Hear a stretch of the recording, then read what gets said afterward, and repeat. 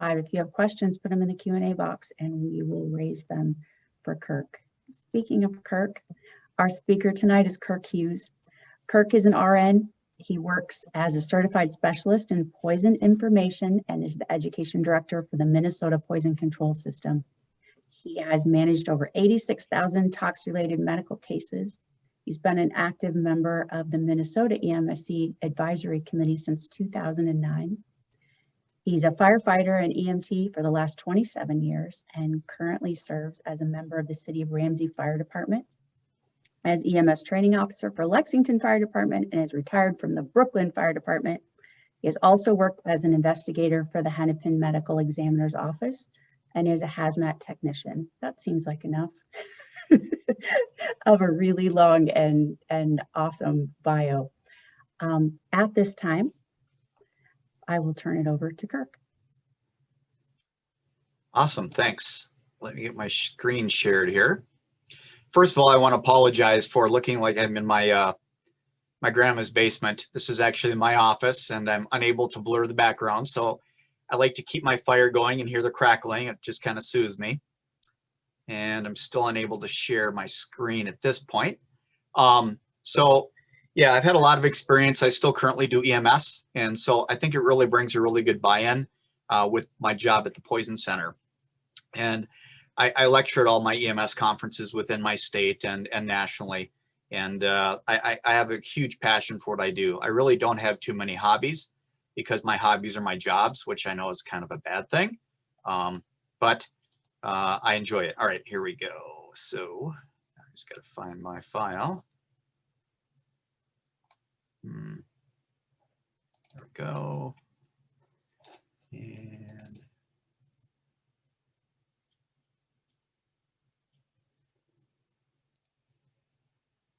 all right, can everybody see that? Are we good? I will assume that we are. All right, first thing is I'm going to do a quick little demonstration here. And if you guys ever want to do some poison prevention education, this is a very powerful visual. What I'm going to do is I'm going to take this hot dog. It's a raw hot dog. I'm going to cut a little slit in it with a knife carefully. I'm going to put a button battery. This is a 2032 button battery. All right. And I'm going to put it inside that slit right there. Now, by the end of the hour and a half, 2 hours that I'm talking, I will cut this open and I'll show you what this battery did to this hot dog, which is going to represent a child's throat. And we'll talk about this in a little bit. But I just wanted to show you a really simple way to go ahead and provide some good visuals if you ever go out and do some poison prevention.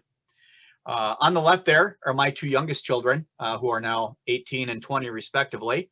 And then on the right are my nieces and nephews. So it's all about the kids, and no matter whether they're toddlers, infants, or teenagers at this point in time. So I really do appreciate the organizers for allowing me to come and speak to you. Hopefully my fellow spies in the other states, if they're listening, won't be too hard on me. But I really do appreciate this opportunity to go ahead and promote the poison centers as a whole throughout the United States. I have no conflicts of interest to disclose. So let's talk a little bit about poison centers in the United States. So that number there on the upper left-hand side, the poison help number, if you dial that number anywhere in the United States or any of the US territories, it will automatically get you to your regional poison center. Why is that important? As you can see here, there are 55 accredited poison centers in the United States. They are accredited by the American Association of Poison Control Centers. And in order to be accredited, which our center just went through this past year during COVID, made it a little easier, I think, between you, me, and the wall, but we have to go ahead and meet some very stringent type of requirements. One of those is to have a medical toxicologist as a medical director. We have to be open 24/7. And so we have a very high level of performance that we have to achieve to go ahead and get accredited by this national body. So you're really getting a quality product when you're getting any one of these 55 poison centers. Now, they are regional. It doesn't mean every state has a poison center. What it means is that, so for example, Minnesota does have its own poison center. At points in time in the past, we have also been the Wisconsin Poison Center, the Iowa Poison Center, and overnight for them as they become accredited centers. I know like the Kansas Poison Center, for example, the Rocky Mountain Poison Center covers other states that have small types of populations, and for funding reasons, they contract with those respective poison centers to provide those services. Our poison center, the Minnesota Poison Control System, contracts with the states of North Dakota and South Dakota to provide the poison services for those states respectively. So for example, California has 3 poison centers. Texas has 5 because everything's big in Texas, right? And so the states that don't actually have a poison center within their state are within the region. Here's why that's important. In 2004, an Institute of Medicine report identified regional poison centers as being the best model. So for example, you call me up and you say you've been stung by a scorpion. Personally, I enjoy those things, but we don't have many scorpions in Minnesota unless they're pets, or they've traveled in the back of a truck somewhere and a trucker got stung by them. We can handle those calls, but if you're calling from Arizona, for example, from Minnesota cell phone, you accidentally got the Minnesota Poison Center, we would refer you back down to Arizona where you're at, because they deal with dozens of those a day, literally, and they're much more prolific and proficient at going ahead and treating those. Any poison center still can treat anything. We all kind of meet the same standards. So we're really regional. I'm familiar with the plants and the flora and the fauna, the plants and the critters that are in my area, and we can go ahead and address those really well, and know all the ways they're poisonous, what the outcomes are, and those sorts of things. So the staffing at the poison centers has various different types of levels of people. At the Minnesota Poison Control System, we staff our C-SPIs, which are certified specialists in poison information, or SPIs that are not yet certified specialists in poison information, are all pharmacists with the exception of me. The states that serve most of you that are listening have a mix of pharmacists and or RNs and or LPNs. We also have what we call poison information providers. They're the ones that kind of triage the calls. If it's a hospital calling us, a provider, if it's about a prescription medication, they will transfer the calls to a SPI. And in our center, we use pharmacy students. In the past, actually, I started out as an EMT student when I was in nursing school at the Poison Center because I wanted to learn more about pharmacology, and just kind of morphed into this. And so, so you really get a wide array of people, but they're all very competent. And if they have that C-SPI behind their name, or SPI, which they'll eventually get the C-SPI, hopefully, they're very, very competent in what they do. We are open 24/7, as all the poison centers are. We are HIPAA compliant. That's very important. We're not there to get anybody in trouble. I mean, if you tell me that you're intentionally poisoning your kid, I'm bound to go ahead and turn that over to somebody as a reporter, a mandated reporter, but we're there to help people. We want people to call us.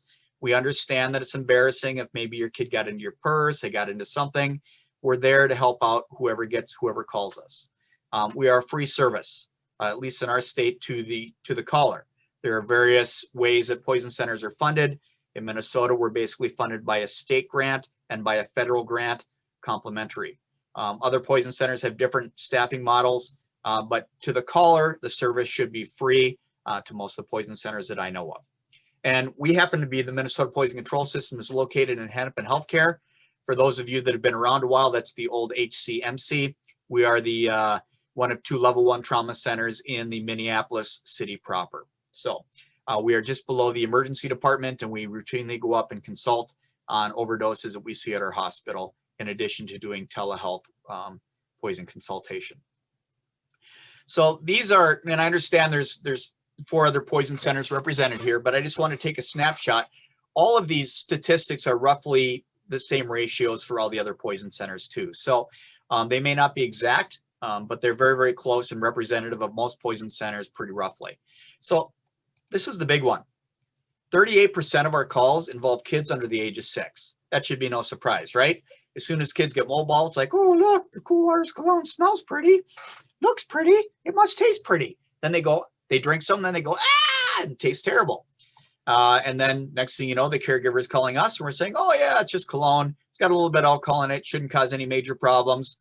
If your child's vomiting or anything, give us a call back, blah, blah, blah. So that's why I'm here talking to you all, is because a majority of our home calls and healthcare facility calls are about children under the age of 6. 92% of the time you call our center, and pretty close in the other centers, I'm sure, we can, if you're calling from the home setting, not from a healthcare facility, but from a home setting, we can safely keep that child at home. So for example, little Billy or Susie drank a bunch of children's ibuprofen. Comes in 4-ounce bottles. There was only half of it left. They drank it down. And of course, to somebody who doesn't know the difference, they don't know whether that's a big deal or not. And drinking a half a bottle of children's ibuprofen or Motrin seems like it should be pretty dangerous. In all reality, it probably isn't for most kids. We want you to know the weights of your children whenever possible, or go have them report that as being lighter, so we can, because we do calculations on these sorts of things.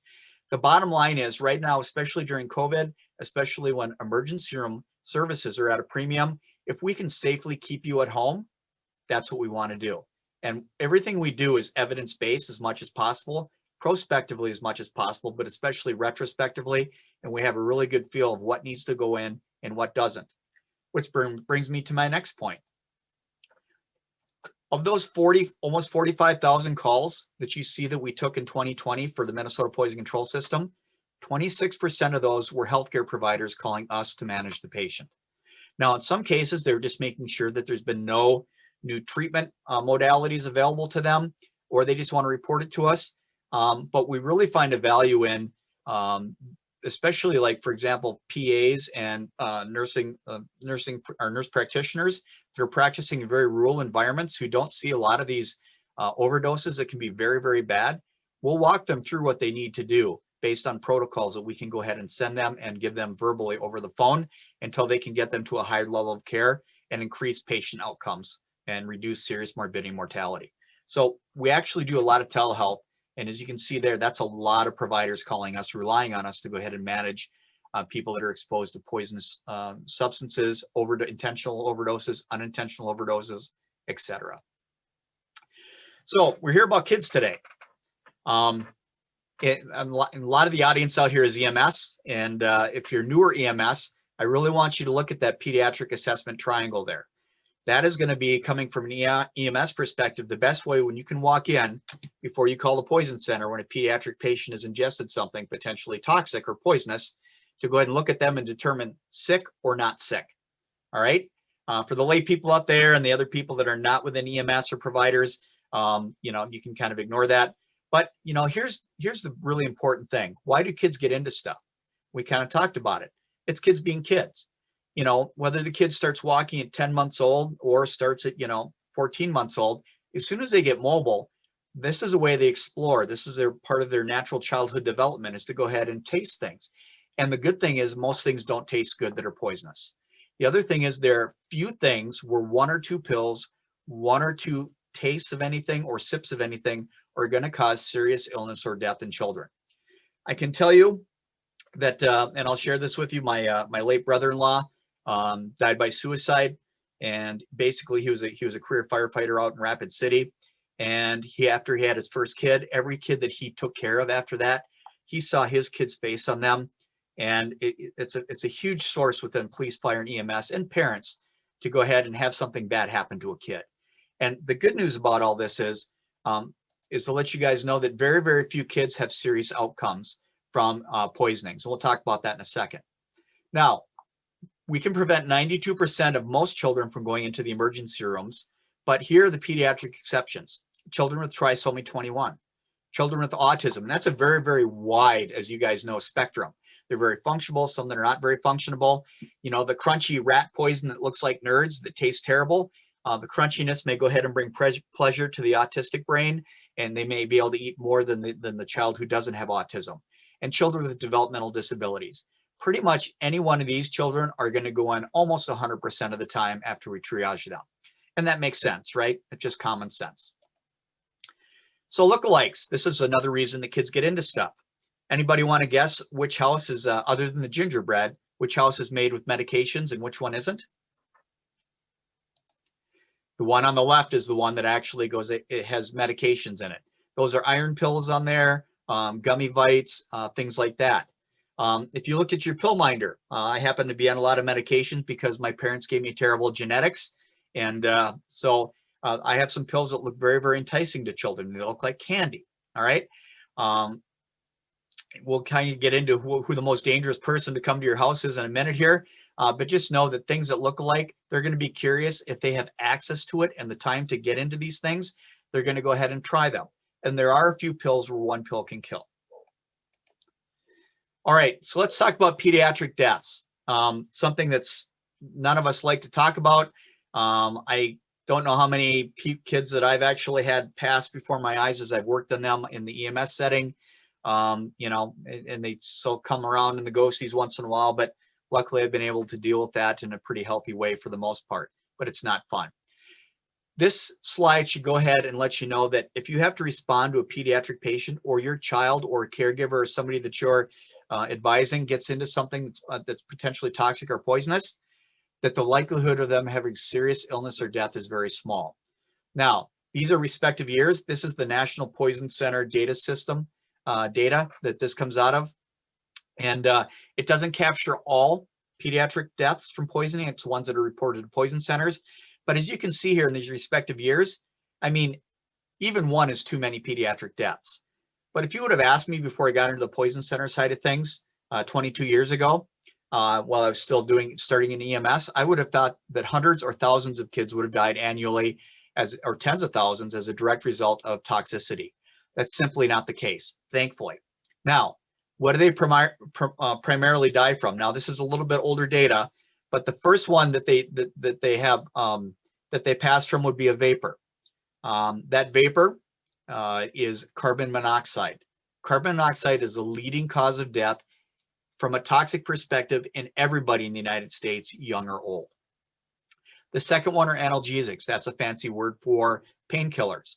Over the counter, things would be like ibuprofen, acetaminophen, and naproxen.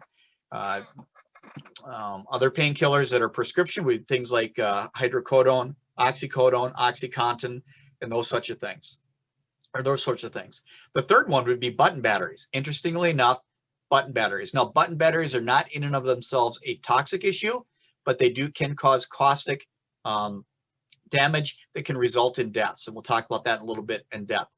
Antihistamines, not generally the ones like Singulair or other ones like that, but Benadryl, things like that can go ahead and cause serious illness and death in kids. The fourth or the fifth one is drugs of abuse. Obviously, we have a large amount of drugs of abuse that are laying out there and people that use them. They often have kids around getting into the meth, getting into the fentanyl, getting into the Percocets, those sorts of things. And then our last one are cardiovascular drugs. I'm not here to lecture on pharmacology. This is why I want everybody to call the Poison Center, even if you happen to be EMS, because there are some cardiovascular drugs that we just don't see serious morbidity and mortality in children in. So for example, one of those would be lisinopril. Can they have bad outcomes if they sit there and eat a lot of them? Yes. But if they have a couple of them, the likelihood is small. Whereas with diltiazem, verapamil, atenolol, the beta blockers and the calcium channel blockers of the world, those are the ones where one or two pills can have the potential to cause serious illness or death in young children. Call us first, because as you see, a lot of the providers are going to call us when you get to the hospital. If we know, if you call us first, we can go ahead and get that history. Our protocol is to call ahead to the hospital that you identify that you're going to go to and let them know that you're coming. So number one, we can help facilitate you getting in quicker, depending on the severity of the ingestion. And number two, we can tell the healthcare provider what the most evidence-based treatments are and the latest treatments are for that particular substance. So here's carbon monoxide, very dangerous. It's odorless, colorless, and tasteless. We've already described that this is one of the the highest offender causing serious morbidity and mortality from a poisoning perspective in the United States. This is easily preventable. This is what you need. You need a carbon monoxide detector. Now within our state, it is required by law that you have to have a carbon monoxide detector within 10 feet of all sleeping areas within a home, and they have to be UL listed. I'm not going to get into, there's some debate about UL listing and that kind of stuff. The bottom line is you should have a carbon monoxide detector where people are sleeping, because if it's odorless, colorless, and tasteless, you're not going to know it's there unless this alarms. All right. So please get one. The other thing about this is if you have one, make sure that you look at when the expiration date on it is. The older ones are only good for 5 to 7 years before the sensors do not accurately detect carbon monoxide. The newer ones are about 10 years. So if you have older ones, you have a house like mine that's 22 years old, make sure that you're going ahead and updating those within the expiration of those particular detectors. And you can check with your local public health, fire, those sorts of things to know which kind that you may have if you need help. The other part of this is boating and carbon monoxide. We unfortunately had a young girl, Sophia, who died at 7 years old. She was out on Lake Minnetonka, which is a well-known recreational lake here within one of our western suburbs in the Twin Cities here. She was in an enclosed cabin and a rodent had chewed through the pipe, the exhaust pipe from where the boat exhaust was coming, and she wound up dying as a result of that. The other thing that we've actually been involved with here in Minnesota is we've found that there are very high levels of carbon monoxide if you're swimming around boats that are running and even being pulled behind inner tubes and those sorts of things close behind boats that are actually have exhaust going that direction. So it's not just the your furnace going bad, which is the number one reason. There's a lot of other reasons too, and it's really very interesting to me. I would have told you basically that would have been BS, but we actually partnered with a news station about 15 years ago, and we actually ran the numbers with a carbon monoxide detector that was pretty sensitive behind a boat as we were being pulled in the water and those sorts of things, and there was a significant amount of carbon monoxide there. So just to let you guys know about that and put that on your radar. The other thing for you EMS providers out there, you need to have, if you have a 4-gas, bring it in with you if you're part of a fire department. If you are a standalone volunteer or paid EMS entity, please go ahead and get these CO detectors and put them on your first in bag.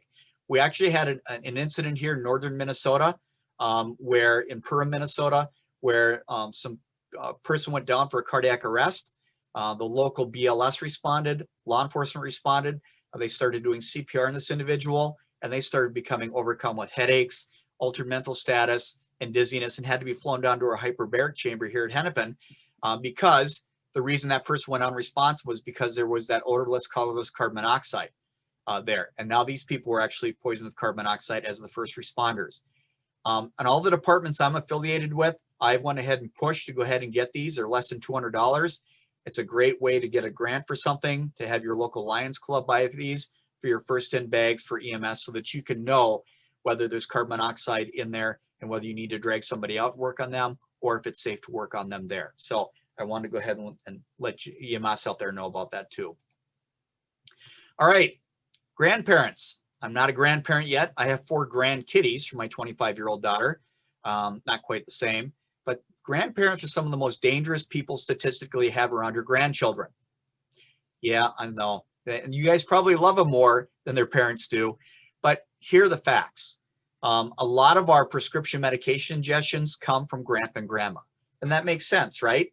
A lot of times grandpa and grandma, elders in the community, those sorts of things, they'll come during the major holidays. So say like Thanksgiving, they're not used to having little kids around. They bring in the pill minder, right? And they're like, and grandma will come and say, now Billy, who's 3 years old, now don't touch the pill minder, right? Do you see grandma's pills? Uh-huh.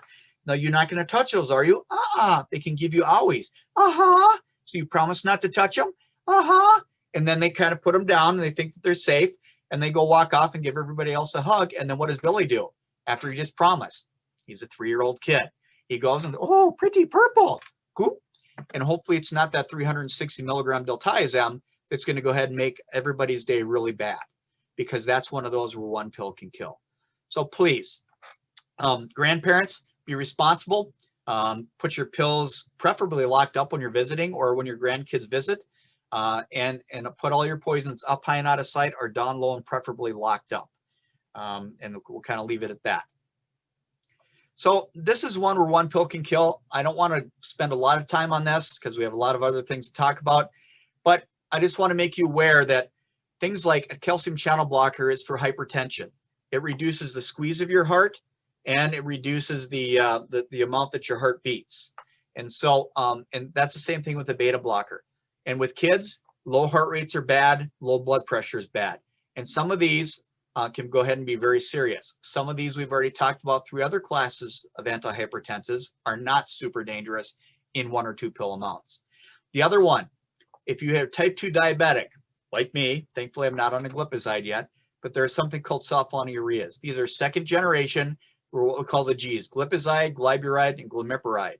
If you're on one of these Gs and a child gets even to a half of one of these, like 2.5 milligrams, they can have their blood sugar lowered anywhere from 30 minutes after ingesting it up to 24 hours after. These are very, very dangerous in even a half a pill amount. And so we can't just go ahead and leave them at home, because a lot of times they get into them at night, and if they fall asleep, they may not wake up. You got to call the poison center, and we can go ahead and advise you. Hopefully you'll be one of the 92% that say, oh, well, you know, he'll be fine. He might have a tummy ache. So call the poison center. All right. So this is one of the things that we put up on our Twitter account at the Minnesota Poison Center. And, you know, I want to go ahead and have all you guys be our ambassadors and spread the word. We shouldn't just have one day it's happy lock up your meds day. Every single day should be lock up your meds day. Every single day. There again, up high and out of sight. That's the least preferable. And when I say up high, that's not always enough. So when little Kirk was 2 years old, 54 years ago, my mom was a nurse in Minneapolis Children's. And so single mom, had to work like 2 jobs. It was me and my brother. He was younger. He's younger than me. I was about 2 years old, and I saw the children's chewable aspirin. Yes, there wasn't Tylenol back then. We all didn't die of Reye syndrome. It's a potential. There's safer things now. But the orange chewable bear aspirin tasted really, really good. And I looked up, and one day she didn't hide it. I'm like, oh, candy. And so I became a mountain climber that day. There weren't child-resistant caps. There's nothing's child-proof, child-resistant. And I got it open because that wasn't there, and I ate them. My mom came out, and I'm like, oh, candy, mommy. And she's like, ah. So she was a nurse at Minneapolis Children's, and guess where Kirk got to go? I had my stomach pumped twice by the time I was 2 years old, because I drank or ate Lily of the Valley seed pods, and I ingested aspirin. Nowadays, I probably wouldn't have went in for either one of those if you would have called the poison center first. So the strength of the poison center. Make every day happy lock up your meds day. Please spread the word. I would love to be put out of a job. All right. When we talk about things that are significant in children, remember, there aren't very many. Nicotine is a very, very dangerous product in children. Now, the old school way to get nicotine was, you know, you kind of dip it, and kids, you know, ingested some of that. It tasted horrible. Or the cigarettes. And so if you left the pack of smokes down there, and maybe Billy thought it was candy sticks, oh, candy sticks. Took a bite, yuck, spit it out, took another bite until the whole pack was gone, and it looks like there's a lot there. Our protocols basically say that if the equivalent of one entire cigarette is ingested, we're going to send those children in. If 3 cigarette butts are ingested, we send those kids in. Now, dangerous nicotine levels, and one cigarette has about 8 to 12 milligrams. There's exceptions lower and higher to those, but most have 8 to 12 milligrams of nicotine in them, and that's enough to cause serious illness and even death in young children. All right. Now we have these wonderful things called vapes, and look how attractive they are to children. Now they come in very small bottles. In Minnesota, they're supposed to have child-resistant caps. Guess who gets to enforce that? The industry. And so they can just go ahead and say, yep, we have child-resistant caps. There's nobody at the state level that will go into these places and check them, because there's not a physical person. So there's legislation on the books. It does absolutely no good, though. They can just go ahead, it's the honor system, say, yep, our cap is child-resistant, and it really isn't. The other thing is, I put 3.6% down there. Now, that's supposed to be one of the maximum percentages of nicotine inside one of these tiny little you know, Strawberry Street vaping things. There's 100 mLs in this one.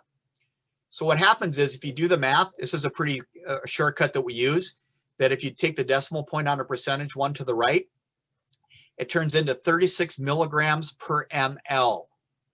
So there is 36 times 100 in this particular container.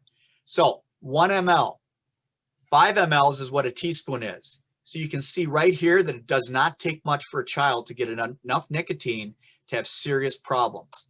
What's going to happen is initially they're going to have CNS excitation. They're going to be bouncing off the walls for like the first 10 to 15 to 20 minutes.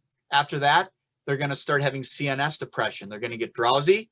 They're going to go ahead and seize, and they're going to go into a coma. We call it coma, seizure, death in the industry. All right.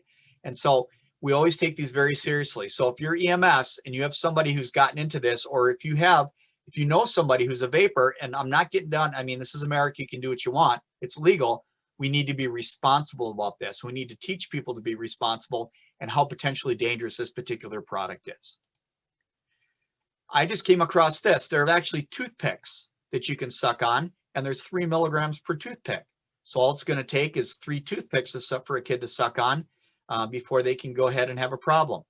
Down below that is all the different types of enticing things for younger preteens and tweens, I like to say, to make the tobacco attractive to them from the industry. All right, shiny, pretty button batteries. Now, we have a lot of good evidence behind this. And if you, Toby Litvitz is a toxicologist who's done a lot of, has a lot of literature about button batteries and swallowing these. These are very, very dangerous. As you saw, it's the 3rd leading cause of death in children from a toxicological standpoint.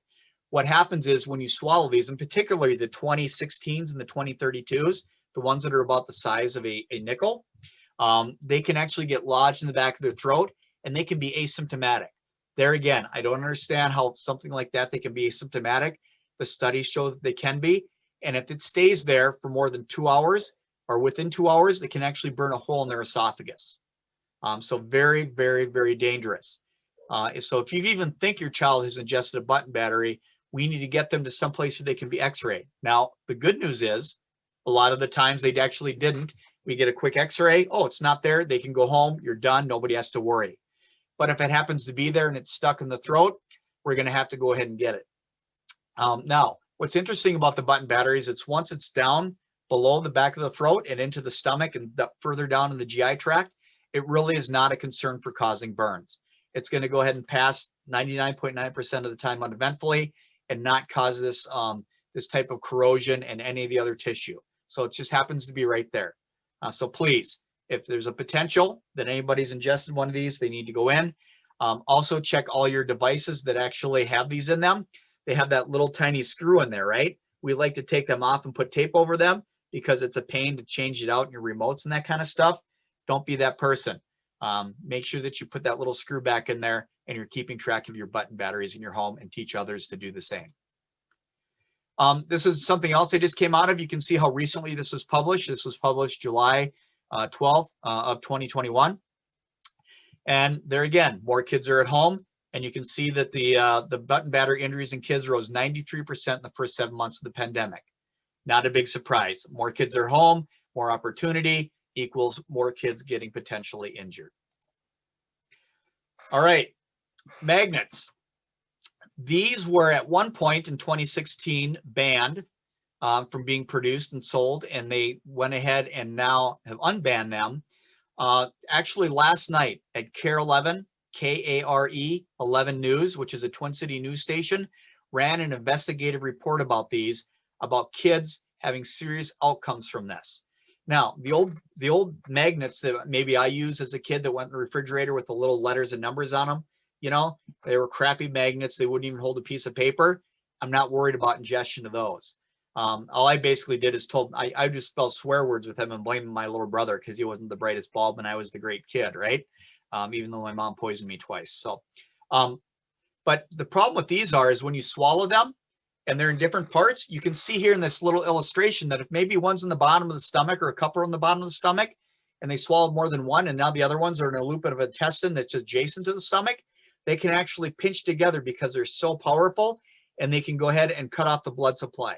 You can get ischemic bowel from these, and people have died. You can see here, we had a 3-year-old girl died. She had 13 magnets in her GI tract in the fall of 2019. We did not know. This came on the autopsy as was her cause of death, and nobody knew that she swallowed these. Get these things out of your house. They're very, very dangerous to your children. If they do happen to swallow some or suspected, just like the button batteries, a quick x-ray will tell us whether they're there, and then we can go ahead and take the appropriate action. Campfires. Everybody loves a campfire, right? Well, these wonderful flame colorants that are out there that can make your flames turn pretty colors, and they do look pretty. The problem is that these are supposed to go ahead and be as a packet, as a whole packet thrown into the fire, and there's like 5 different active ingredients. 4 of those ingredients are not a big deal if they're ingested, but one is called persulfate. And we have had kids think that these are pop rocks because they look very similar, open them up, put them in their mouth, ingest some of these, and actually have esophageal burns to the 2nd and 3rd degree. It actually grade them that's not 2nd and 3rd degree when it's in there, but very severe burns to the point where they needed multiple surgeries. And so these can be very dangerous. So there again, once again, we're not saying they're bad. They're great to look at. What we're saying is we're trying to make you aware so that you can be ambassadors for us all. Number 1, if a kid gets exposed to them, to know to call us. Number 2, to go ahead and tell people that are having a big gathering with lots of kids around to make sure that they're in an adult's possession before they get used. But these can be very dangerous. These are really dangerous. Now, these are what we call concentrated single-use laundry detergent pods, otherwise known as Tide Pods, but Procter & Gamble doesn't like us picking on their product. So these are basically the equivalent of these sorts of things. They're pretty. They smell good. They look good. And let's taste it. Oh, and what happens is when they bite on them, it can squirt both ways down their throat. It can squirt into their eyes. These can be very, very serious.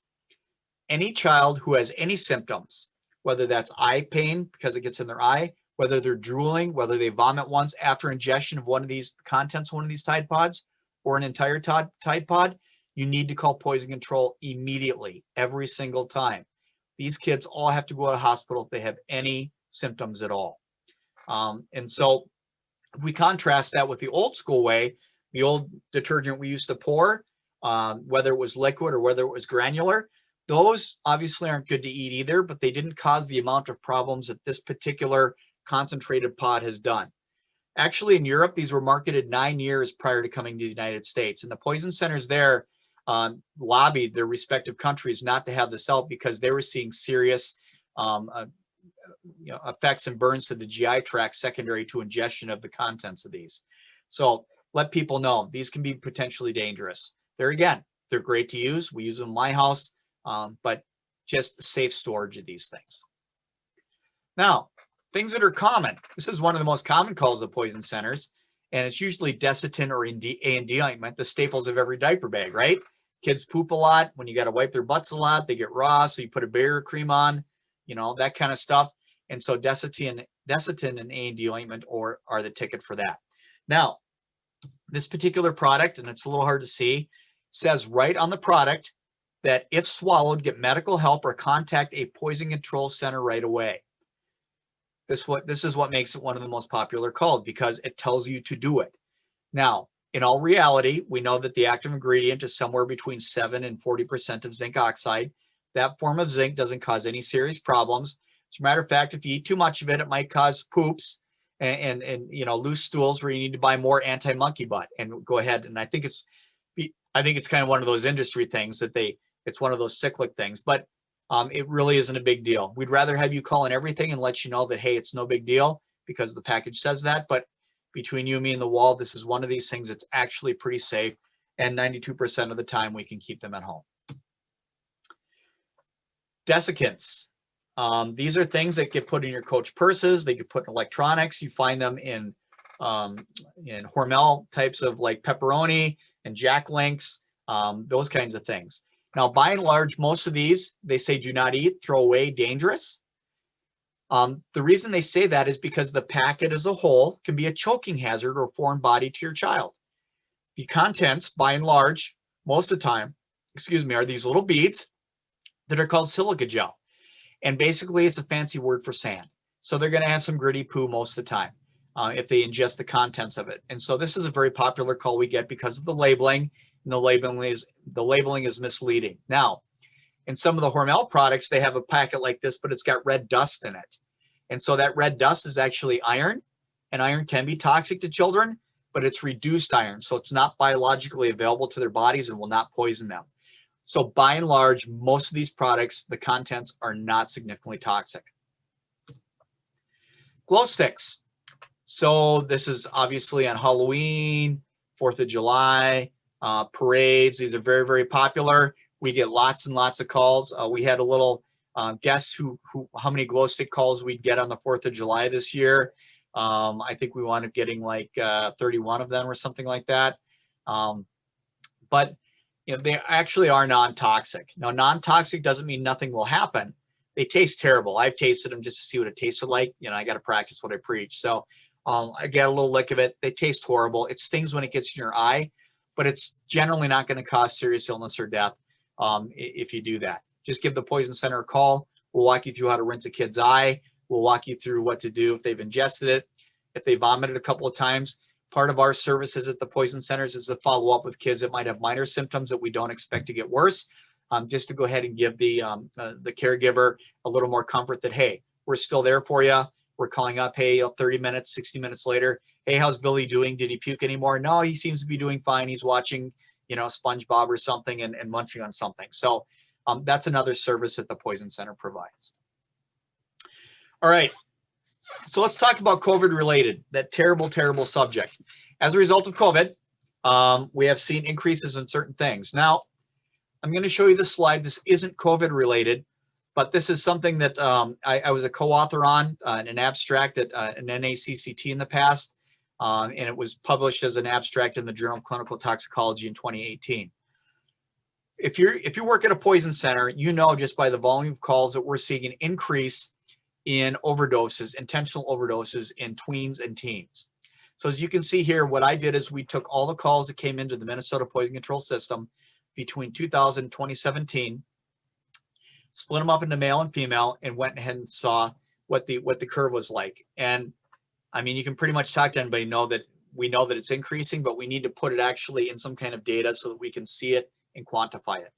So you can see here right around 2012, 2011, it started going up. Now, we don't have a good reason for this, and it's not my job to figure out why. You know, my job was to go ahead and put it that it's actually happening in a quantifiable data set. But if you look at it, there's a lot of social media that started becoming available to teens and tweens at that point in time.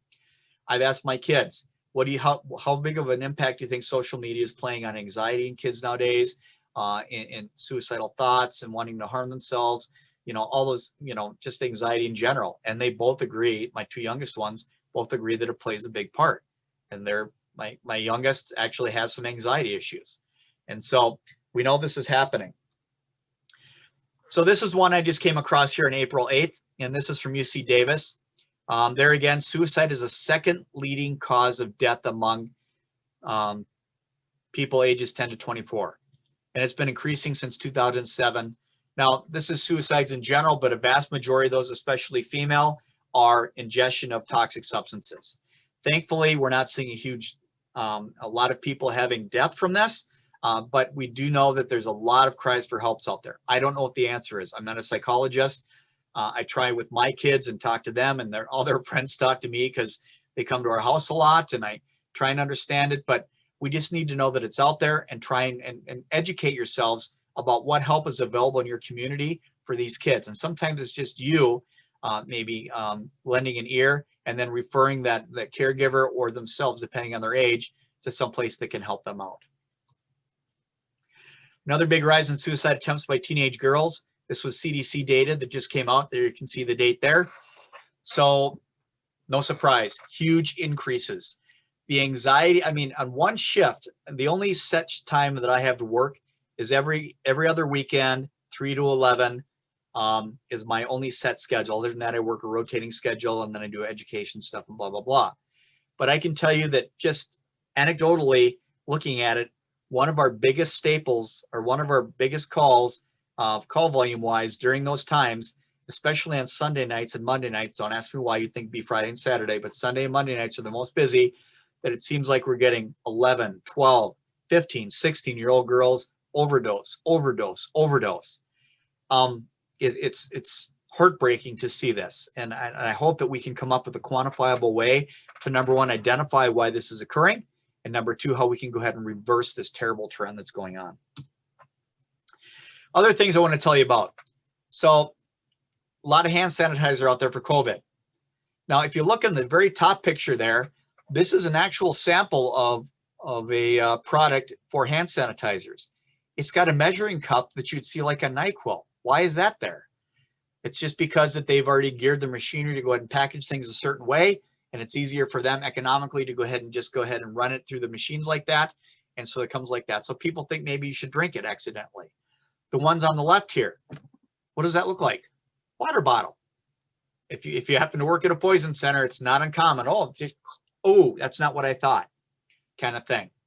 And then if you look on the other side here, on the right-hand side, one of the biggest concerns we have about ingestion of hand sanitizer in adults who are using it as an alternative for alcohol because they're in a dry reservation, or they're in a dry town, or they're in a treatment facility that doesn't have alcohol. Most of this stuff is between 50 and 90% alcohol. It doesn't taste the greatest, but it acts the same to get you intoxicated if you have a problem with alcoholism, or if you don't have access to regular alcohol. One of the tricks they do on the street is they'll take a piece of bread. They'll go ahead and they'll pour it through the bread, which kind of takes out the gelatinousness of it, brings it into that. They mix it with 3 liters of orange pop from the dollar store, and we call it the Skid Row cocktail. A lot of homeless people that are alcoholics will go ahead and they'll drink this stuff.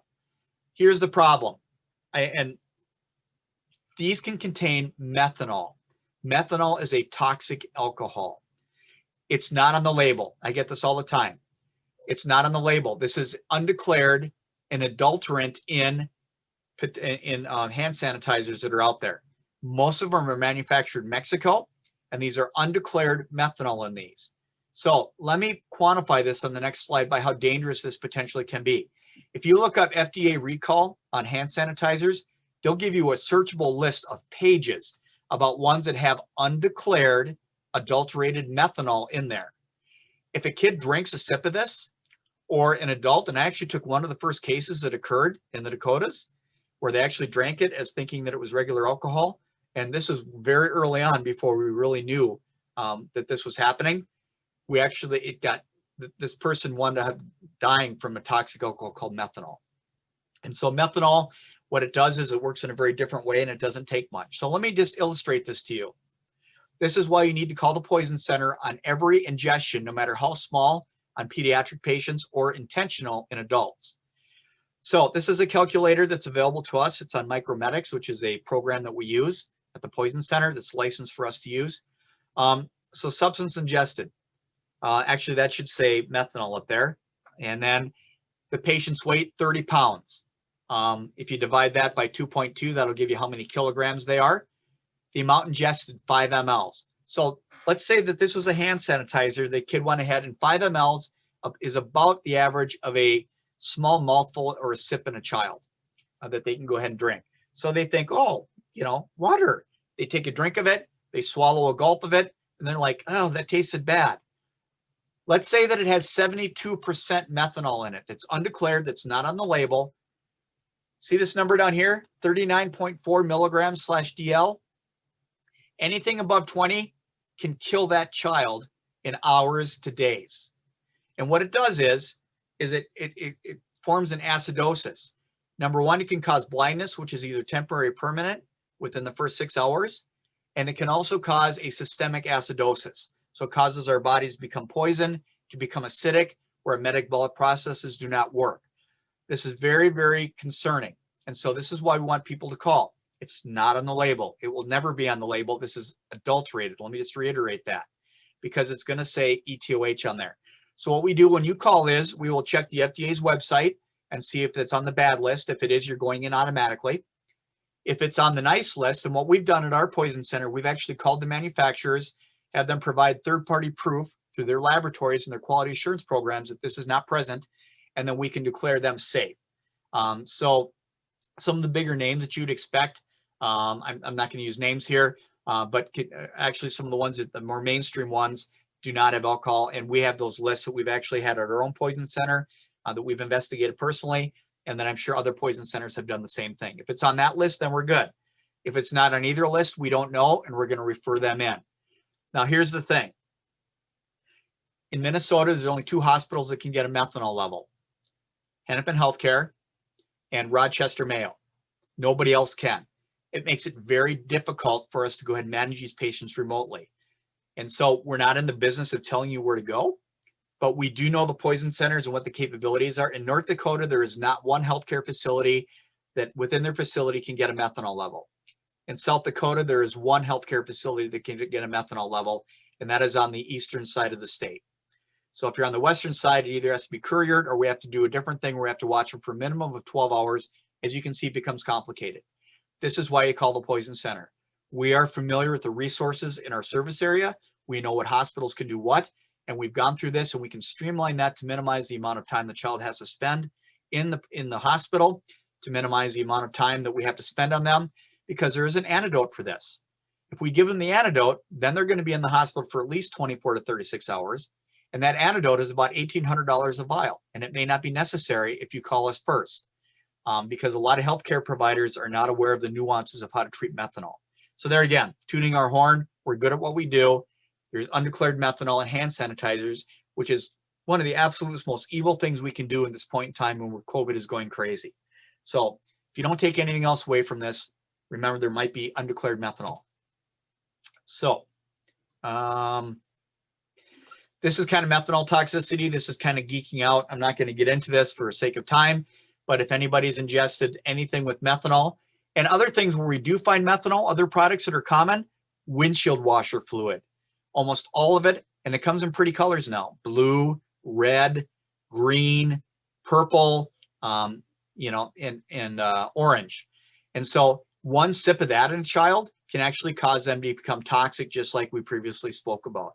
So that's another thing. Up high and out of sight, or down low and locked up. Don't let it roll around in the back where your kids can go ahead and get it.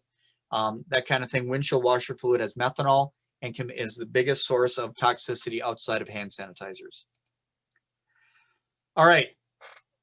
So let's talk about things that are over the counter that we use every day for our kids that may have a headache, maybe just got a shot, that kind of stuff, is Tylenol. We know how much Tylenol is going to cause any serious problems. So when you call the Poison Center, we really want you to know the weights of your children. Even if it's the weight that was 3 months ago at your 18-month well child visit, we'd rather have it be lighter than heavier. And then we're going to ask you how much. And we're very good at, we get a lot of people say, I don't know how much. It was a lot.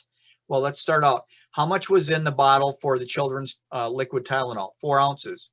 How much was in there before the child got into it? Well, it was half gone. So now we're down to 2 ounces. How much is left now? About a fourth of it. Now we're down to 1 ounce. If it's down to 1 ounce in most kids, it's going to be below 150 milligrams per kilogram, or 200 milligrams per kilogram, which is our send-in. So there again, because of this and the information we gather on the phones, 92% of the time, your child doesn't have to go in, even if they ingested a significant amount of liquid children's Motrin or liquid children's acetaminophen. Call us every time, but we have time to treat this. So just the power of the Poison Center. All right, we're going to talk about drugs of abuse. Some of these numbers don't really necessarily reflect all pediatrics, but I want you to see the scope of this problem, because a lot of these people have children under their care, whether it's they should or shouldn't, that kind of stuff.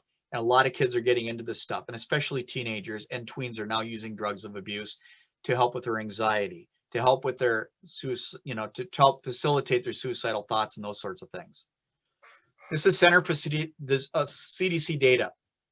The CDC data, you can see the appropriate years. I just updated this. The numbers in yellow are the amounts of overdose deaths in the United States annually. These are so many that we've actually moved the number of our life expectancy from and I don't know the exact number for a male of what it is. It's probably somewhere like 76.2, or I'm just giving you an example, that because there's so many overdoses and deaths from that, we've actually moved the needle and shortened our life expectancy almost as a direct result of the amount of overdoses and the people we're losing. Just about every one of you out there probably knows somebody who's an addict or has been a recovering addict. I've got a lot of them in my family, and this is very serious. Now, on the right side, the white numbers correlate with those respective years, and those are the amount of deaths from that particular year that were attributed to opioids, whether that's OxyContin, oxycodone, hydrocodone, which are prescription medications, or fentanyl or heroin, which are illegal and illicit. All right. Now, above the green line, those 42,000 deaths from opioids were primarily from Percocet, Vicodin, all those sorts of things. Below the green line, those are all what we call novel synthetic opioids. And those are things like fentanyl. Also within the fentanyl, there are things like furanofentanyl, butyrfentanyl. There are at least 45 other fentanyl analogs that are not FDA approved and that have varying levels of potency. Very, very dangerous. And the reason they're using a lot of fentanyl is because it's only 1/10 of the cost for heroin. So let's say you're a drug dealer. Let's say I'm a drug dealer. I'm a middle level drug dealer, and I want to go ahead and make some money. I'm going to order a kilo of heroin from my upper drug dealer, 2.2 pounds. Market changes, but as a general rule, a kilo of heroin is going to run you about $35,000, okay, for 2.2 pounds or 1 kilo of heroin. Now I cut it up, so I can maximize my profit in little things, and I cut it with things like baking soda and levamisole and all kinds of white powdered substances that aren't going to get you high, so that I can maximize my profit in order to make $100,000 to $200,000 out of my $35,000 investment. Now, let's say fentanyl comes out, and fentanyl is not that hard to make, or one of these other fentanyls. It's volume-wise, it's more potent than heroin. And for that same kilogram or 2.2 pounds, I can buy it from my upland dealer for $3,500, 1/10 as cheap as $35,000.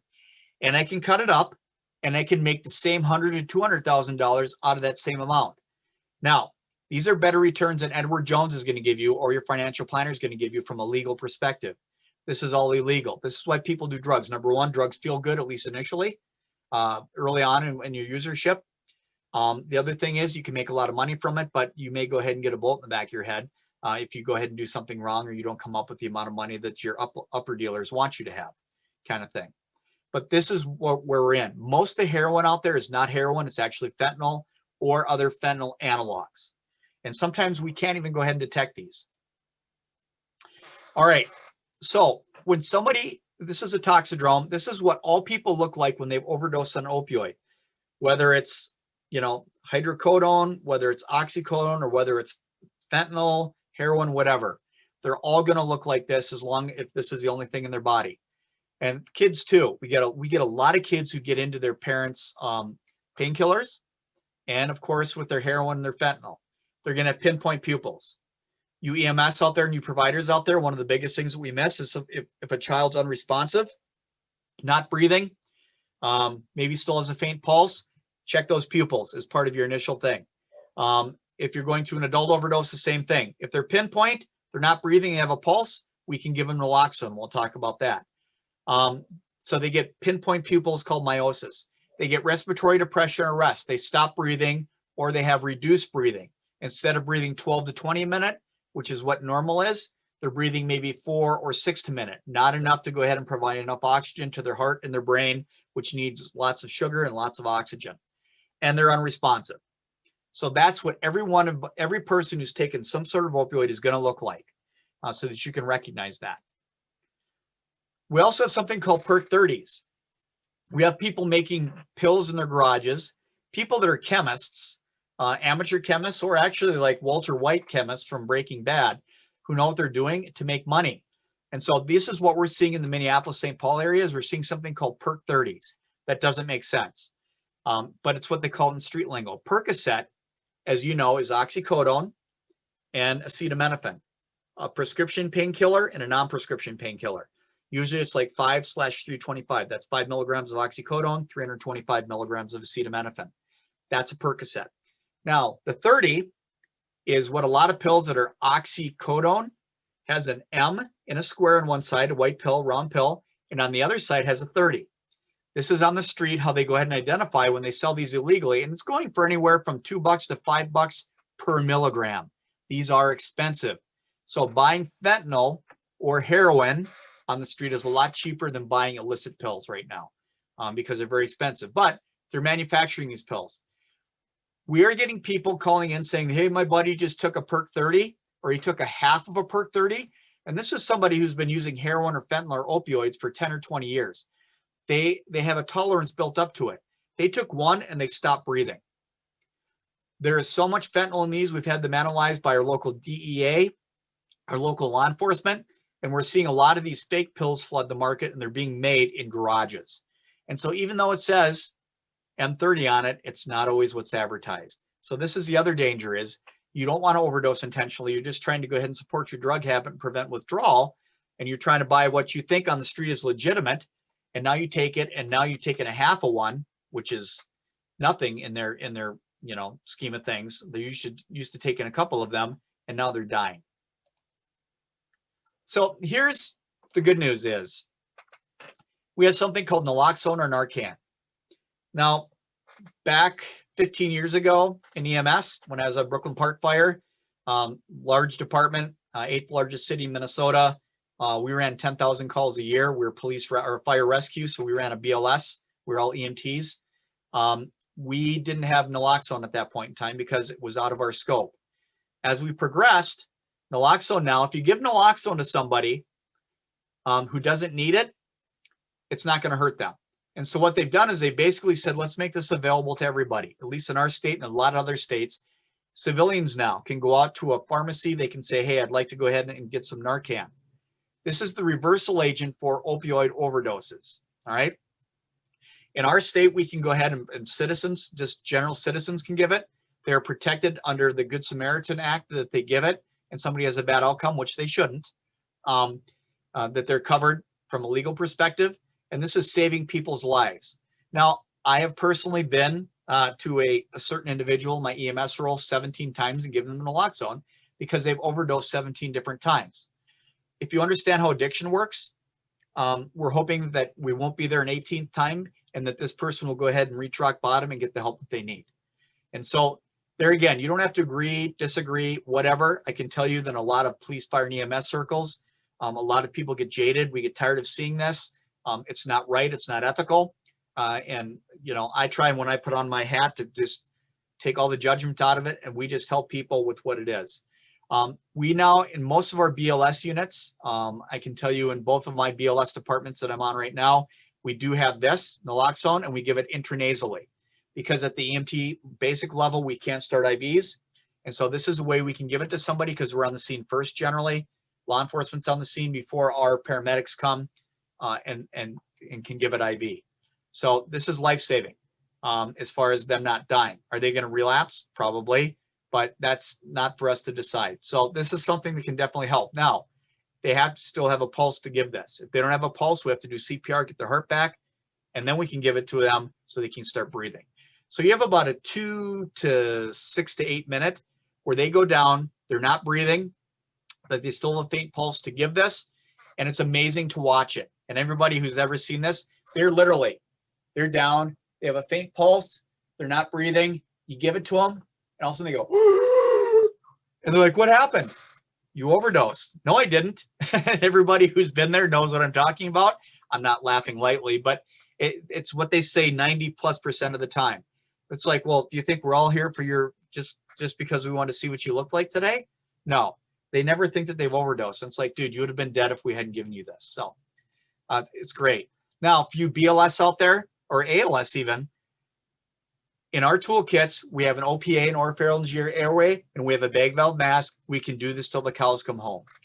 On the primary department that I'm on now, before we got the intranasal naloxone, I was able to go ahead and, we went on a call. Our paramedics were backed up that day, our paramedic service, Alina. And so it was 8 minutes before they got there. Popped in the OPA. We breathed for them every 5 to 7 seconds until the paramedics got there. Then they woke them up. So there again, you don't have to have naloxone if you're BLS or above. Don't forget this though. Now I'm going to give you a quick overview of how naloxone works in the body. So there's me, of course. Probably the only time in the last 10 years I've worn a suit as a keynote up at Arrowhead EMS. I was kind of expected. So pretend that I'm the opiate receptor. I'm on the central nervous system, and it's called the mu receptor, the MU receptor. That's the one where when the heroin comes in or the opiate comes in, and that receptor gives it a hug because it's the right shape and consistency, that you go, oh, that feels good. Okay? So I'm the receptor. I'm on the central nervous system. My wife there is actually the opioid. We're going to call her heroin today. My wife is heroin. And then Nicole Kidman, I just picked her because I think she's pretty hot, is going to be naloxone. Now stick with me here. All right. So I'm sitting here, and all of a sudden, let's say my wife comes down. Hey, Kirk, how you doing? I'm like, oh, good. Their talk's going pretty well, I think. And I give her a big hug. Because after almost 25 years of marriage, and us being together for over 28 years, she still kind of does it for me. And just like the drug heroin, you give her a hug and you're like, oh yeah, that feels good. Okay. Now, Nicole Kidman comes along. She comes to my house for whatever reason. Let's say she's visiting. She wouldn't visit, but, and all of a sudden she pops in. Oh, Mike, how you doing? It's like, oh my gosh, it's Nicole Kidman. And so as much as I love my wife, if I ask Nicole Kidman if I can hug her and she says yes, because we always ask permission, I will instantly let my wife go in the presence of Nicole Kidman and hug Nicole Kidman. All right. So whenever Narcan is in the presence of an opioid, and it's dose dependent sometimes, but generally when you give enough Narcan, it's going to bump off the opioid. And I'm going to hug Nicole Kidman, which is the Narcan. I'm going to go, oh, what happened? You overdosed. No, I didn't. That's how it works on a very basic level inside our bodies. That's called pharmacokinetics. So now you know. All right. Remember, opiate withdrawal is generally not life-threatening. Some people can die of opiate withdrawal. It is not fun. Some people just simply take opioids so they don't go into withdrawal. It is absolutely horrible. I have talked to addicts that said they would rather die than go into withdrawal. All right. The problem is if you give too much Narcan with the intranasal, you can wake them up. It can bump off there. Nicole Kidman, the naloxone will come on there and they'll wake up and you'll put them into withdrawal and they're not happy campers, but they're alive. So make sure you have law enforcement there, keep yourself safe, that kind of stuff, and know that that could happen. All right. I'm going to skip this. Well, all right. So this was my first case. I also do some, I've done some consulting with the Hennepin Prosecutor's Office. I was an expert witness for a case that they had. This case has been adjudicated, so I am free to talk about it. This gentleman was busted with 7.44 pounds of fentanyl. This is to illustrate how this small amount can kill so many people. All right. So let's say 7.44 pounds, a fat chihuahua, right? Pretty light. I did the math, and this is what I presented to the prosecution for them to present to the defense and see if they want to plea. I didn't actually get to take the stand because once they saw this, they're like, yeah, jury of his peers weren't going to go ahead and let him off. This is what 7.44 pounds of fentanyl can do. There's $28 million of post-operative pain at 0.12 milligrams. So let's say you've had back surgery. You get out of back surgery, you hurt, you need some powerful opioids to get you through that first couple of hours or days. They're going to give you 0.12 milligrams, which is a well-established amount for post-operative pain. 28 million doses in 7.44 pounds. Procedural sedation, you're going to get a colonoscopy, you're going to get endoscopy, you're going to be conscious but not fully under and intubated. Procedural sedation, 0.3 milligrams, 11 plus million doses. How many lethal doses in 7.44 pounds? This is for somebody who's not opioid dependent, they're opiate naive. It is well established in the literature that 2 milligrams to an opiate naive patient or somebody who's not on opiates can kill them. 1.3 million doses. That's how potent this stuff is. And so this guy wound up pleading out. Very, very potent stuff. And it doesn't take that much. That's the amount of people that are in the Twin City metro, Minneapolis, St. Paul area and the first outlying suburbs. They would all be dead if we distributed evenly 7.44 pounds. Hopefully that's a sobering thought and lets you know how potent this stuff can be and what a problem it's become. So we talked about this before. There's many different types of fentanyls out there. The only one that's FDA approved is the actual fentanyl. There's all these other ones that are experimental that drug cartels have gotten a hold of. And they have people like Walter White, who is a real chemist. We call them Uncle Festers in the industry, actually make these things for them. Now let's talk about opioid substitutes. There again, the reason I talk about this is because we have a lot of addicts out there who are using this, who are addicted, and they have things in the homes. If they can't get their fentanyl, they can't get their heroin, they're going to look for other ways to prevent going into withdrawal. Now, this is actually the way that if you want to get off opiate use disorder, that's the official name for it, opiate use disorder. If you're addicted to opioids, is you get methadone or you give Suboxone. Here's the way this works. Remember, I gave my wife a full hug and it felt good. I gave Nicole Kidman a full hug and it felt better. This is actually still an opioid that's in there. But the idea is that this opioid only gives a partial hug so that it prevents the withdrawal effects, but it doesn't get you high. Don't get me wrong. If a kid takes it, they can get high and they can die of basically stopping breathing and their heart stopping. But in the right doses to the right person, depending on how dependent they are, they should only give them, prevent them from withdrawing so that they don't have to go through that terribleness. and so they can move on with their life and hopefully eventually get off of this. We see a lot of kids that get into their parents' methadone and Suboxone. As you can imagine, these are probably homes that, you know, they're trying their best to get clean, you know, but they're higher risk homes. And so we get a lot of kids that get into this. Now, unlike the other opioids that kids get into, we usually watch them for 4 to 6 hours. These, if they get into methadone or Suboxone, are 12 to 24 hours minimum for children because they're so long acting. So these can be very dangerous. So another education piece.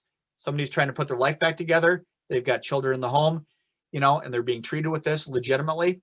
Just let them know how dangerous this potentially could be to their children and make sure that they have it locked up. Here's another one, loperamide. All right, the anti-Hershey squirt medication, so to speak.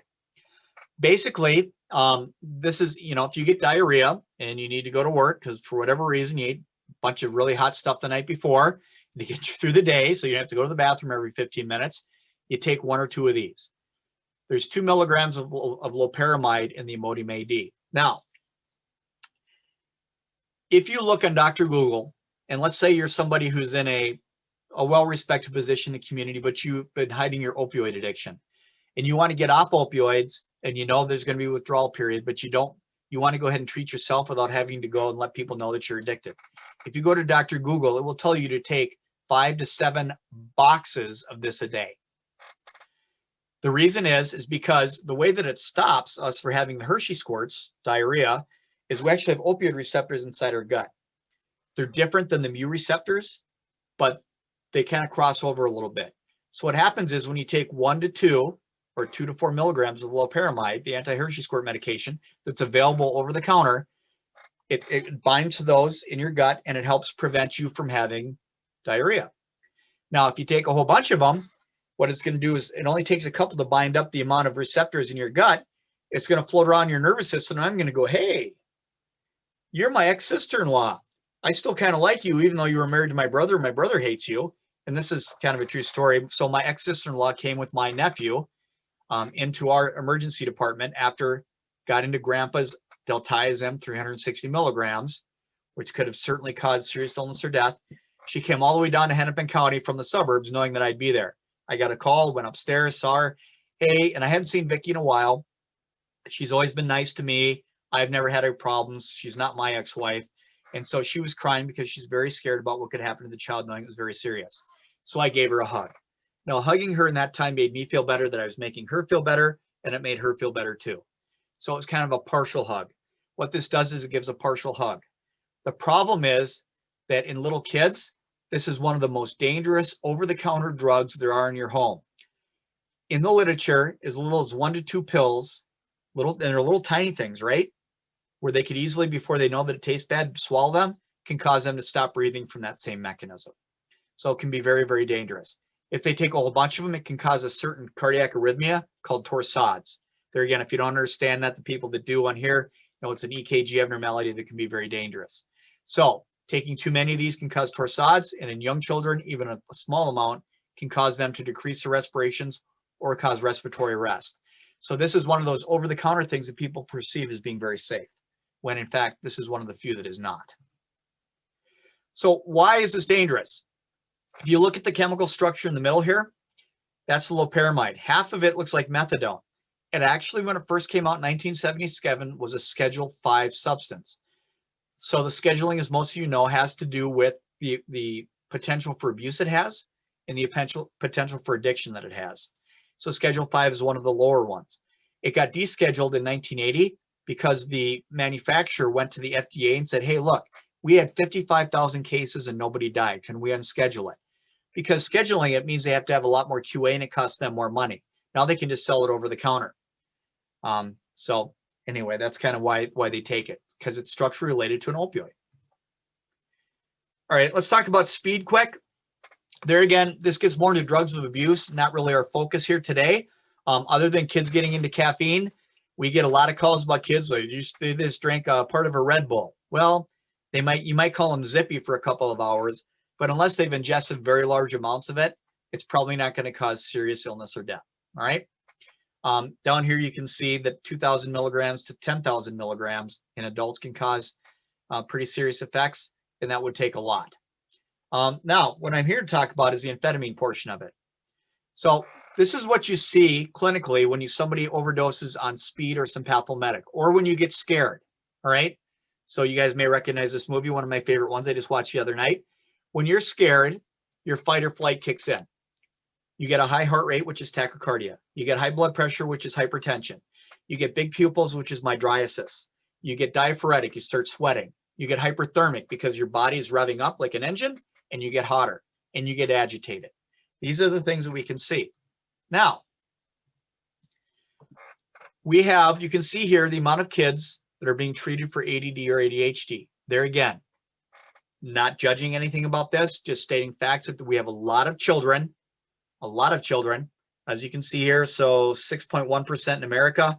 At this point in time, it's probably more now, which represents millions of children that are on amphetamines. You're like, wait, we're giving kids that are hyperamphetamines?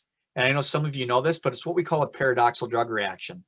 So the idea is that their mind and their body are kind of doing two different things, and they can't pay attention because of that. The idea is when you give them speed at certain amounts, depending on the person, that their mind and their body come into one, and that they can focus better. All right. And so we are giving some kids with ADD or ADHD speed to calm them down, to become more focused. We don't understand the mechanism. It's what we call a paradoxical drug reaction, and the quote unquote, the mechanism is poorly understood in the medical literature.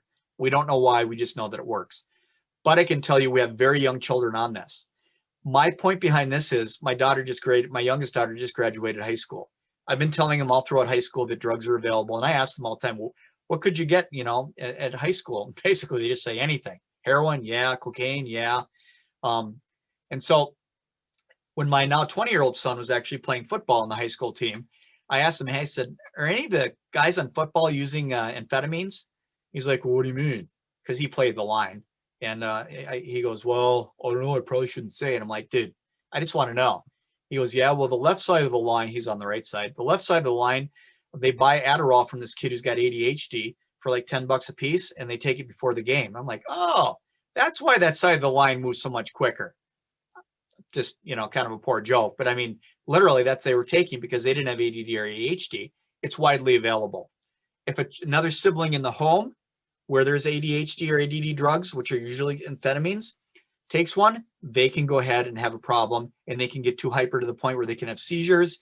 You can't calm them down, call the poison center. So there again, alpine out of sight, preferably locked up with these medications because they are speed. And other people in the family, once they realize this, especially teenagers, can start dipping into those if you have younger children on them. Just awareness. All right, let's talk about weed. So this is one of the most controversial things out there. I'm going to remain as unbiased as possible. What I'm going to tell you is, from a toxicological and an emergency medicine standpoint, that THC in low concentrations that we've had experience with, like me when I graduated from Osseo Senior High in 1983, my experience with marijuana was the 3 to 5% THC content. All right, the Colombian Gold or the Thai stick, which got you high and you laughed too hard at Scooby-Doo and ate too many Totino's pizzas. All right, there again, I'm kind of minimizing it a bit. I don't mean to go ahead and be flippant about this, but in all reality, that's kind of what it is. So from emergency medicine toxicological standpoint, low potency weed is not going to cause serious morbidity or mortality as a direct mechanism. So when my 20-year-old says, hey, Dad, it's natural, it's got to be safe.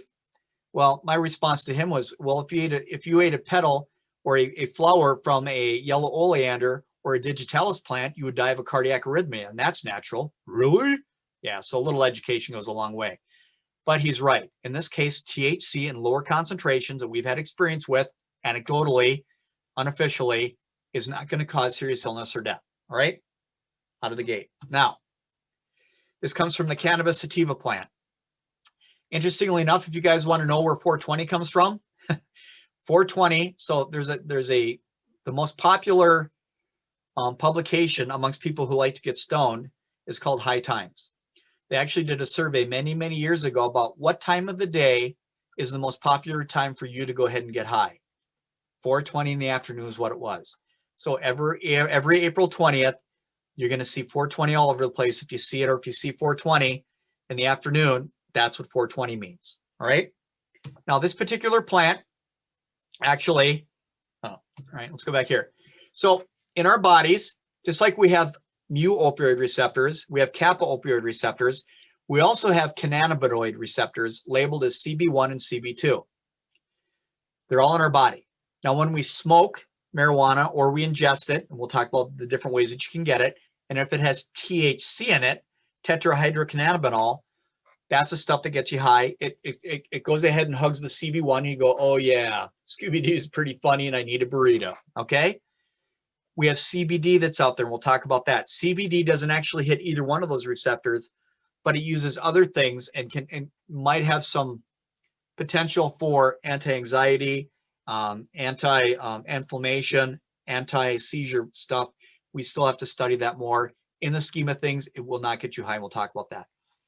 Then there's CBN. We haven't seen CBN yet, but it's out there, and that hits the CB2 receptor. CB2 receptors are very plentiful in your body, as you can see here. It has to do with immune response. It has to do with, there again, inflammation and those sorts of things. The cannabis sativa plant has hundreds of different substances in it that may be useful. It's just never been studied because it's a Schedule 1. Because it's federally Scheduled 1, we cannot do prospective double-blinded studies on it. It is forbidden by federal law to do that. And so what we're doing is all the studies that you're seeing are not good science. There are experience. We looked retrospectively back at 100 people took this much, and this is what happened to them. People are studying in animal models what it does in their bodies. It may not equate to what's happening in our bodies. So the bottom line is, when I say that THC is safe in lower amounts, that's what I mean, is lower amounts is we haven't seen anybody die from it or have serious problems from it. If you know the stoner who smoked too much, or they get annoyed, you're like, dude, man, those lights are like UFOs coming to abduct me. You know, it's like, dude, put the bong down. It's going to be okay, right? So different ways to consume. You inhale it. That's the most common way. We now have gummies, edibles, which you can eat them. You have sublingual. You can get tinctures. You can put it under the tongue. Both medicinally, in states like Minnesota, we have medicinal marijuana. We do not have recreational marijuana yet. That will be to come. But sublingual is one of the ways that medicinal marijuana can be distributed. We now have also changed the law in Minnesota where we can now actually smoke it for the first time this year. Transdermally, you can actually get patches on the internet that can go ahead and absorb through your skin. So Delta 9 is THC. When you see Delta 9 now, that is THC. That's the stuff that'll get you high, all right? When you see Delta 8, what in the heck is that? Well, here's kind of the deal. It's naturally occurring cannabinoid. Does it get you high? Yes. It produces symptoms similar to THC, but less potent. It doesn't give you as big a hug. That receptor, that CB1 receptor, doesn't hug it as tight as it does the Delta 9, the THC, but it still hugs it, makes you feel kind of good. It's what they call light pot. It is actually legal. And we'll talk about that in a second. Well, it's quasi-legal, I should say. You can buy this. I've actually bought this product right here for my wife for her sleep once. I didn't tell her what it was, but it can actually, we don't know whether you'll pop positive on a urinalysis test if you happen to be police, fire, EMS, military, that kind of stuff. It may cross over in a urinalysis test. We're not sure. CBD will not. This may, because it looks very, very similar. If we look back, look at, and there again, you don't have to be a chemist to understand how similar these two are. And so on a general urinalysis test, it could pick it up and potentially cause a positive for THC, even though it technically isn't. All right, now why is this legal or quasi-legal right now at the federal level? Because in 2018, a federal farm bill came out that basically said that all derivatives, all isomers, and all cannabinoids in hemp is legal, provided the final product has less than 0.3% of Delta 9 THC. Ding, that's it. So some smart chemists came up and said, let's make Delta 8 because they're aware of all these different things and they're smart. And the CBD market is overflowing and people are not making as much money now. This is a new product you can actually get high from, and it's technically legal. Now, state by state, they're going ahead and making declarations that it's illegal, it's medicinal, that kind of stuff. It varies from state to state. All right, CBD. There again, this does not get you high. was discovered in 1940. It might have some health effects. It needs further studying. I'm all for further studying this stuff in prospective, double-blinded types of studies because I think that this might do a lot of good.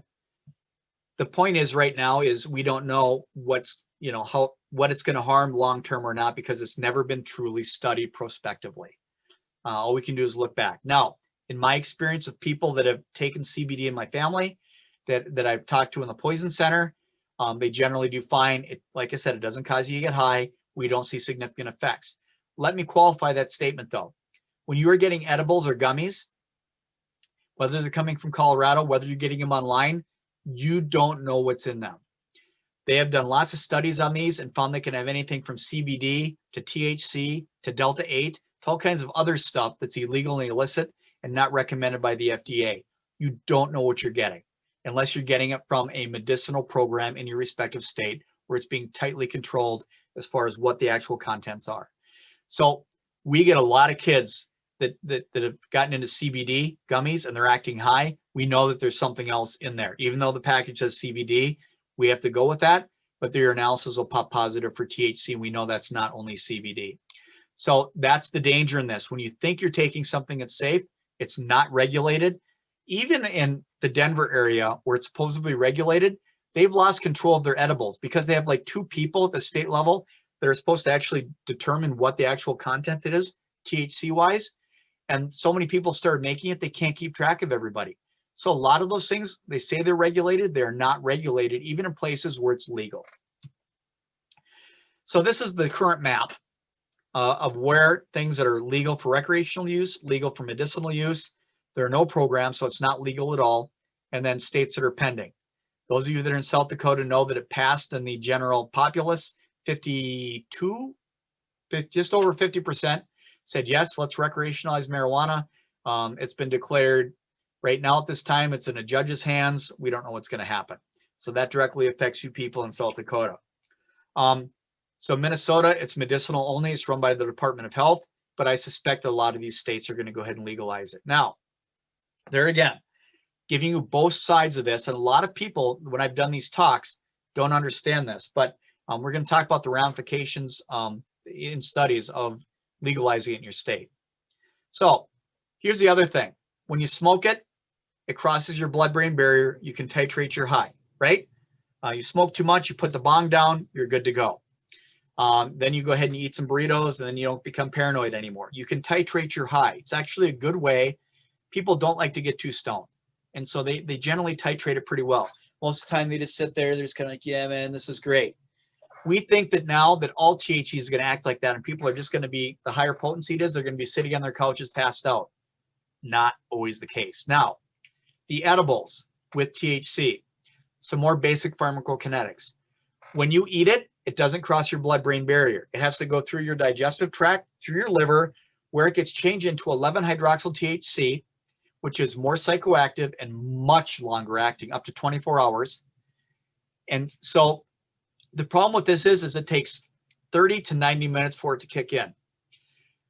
I honestly think that if you're going to recreationalize edibles, THC in your state, that you should take the responsibility to go ahead and educate the public the difference between smoking and ingesting it, because people think that it's safe if you eat it.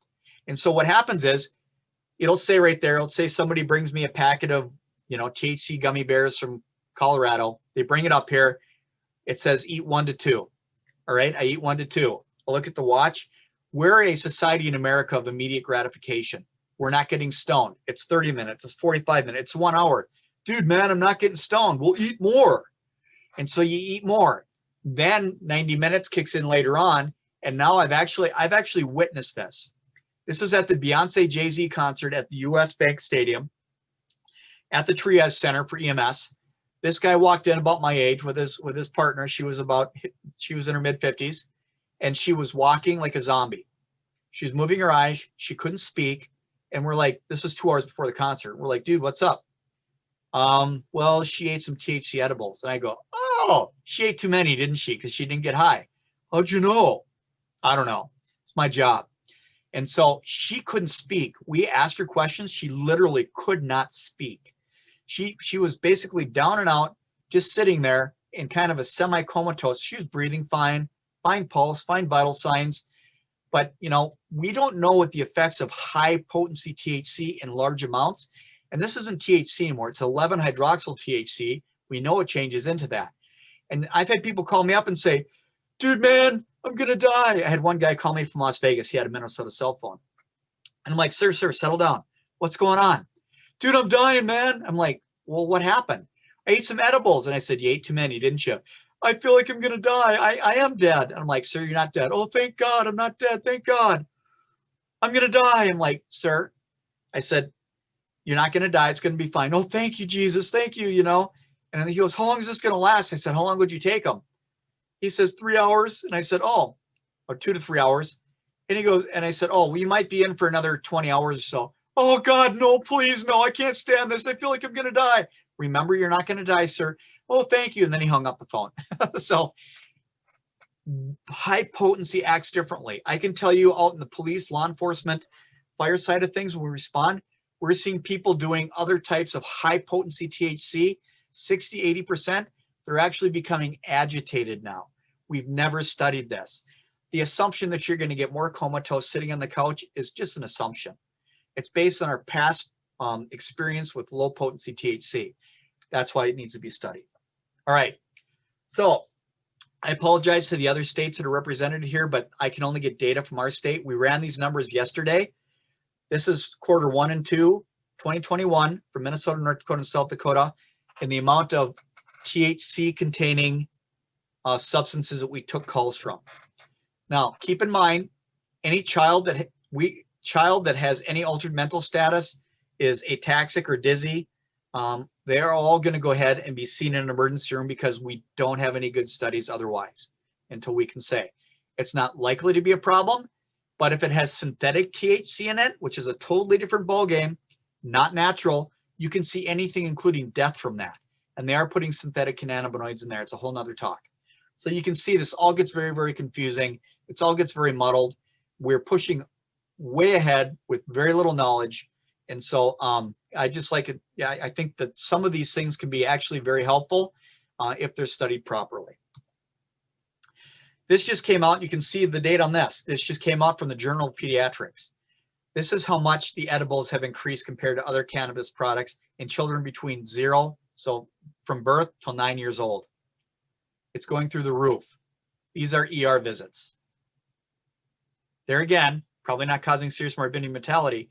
I have had a kid that went to one of our children's hospitals that actually had to get intubated by the home report eating THC edibles.